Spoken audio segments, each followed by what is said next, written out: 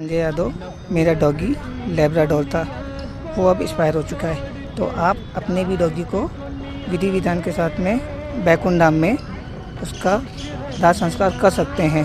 कृपया करके आप प्लीज़ उसका लापरवाही ना करें और आप इसको यहाँ पे आराम से जला भी सकते हैं पूरी विधि विधान के साथ में। ये देखिए मैंने इसकी पूरी तैयारी कर रखी है और ये सब अभी इसमें हो जाएगी।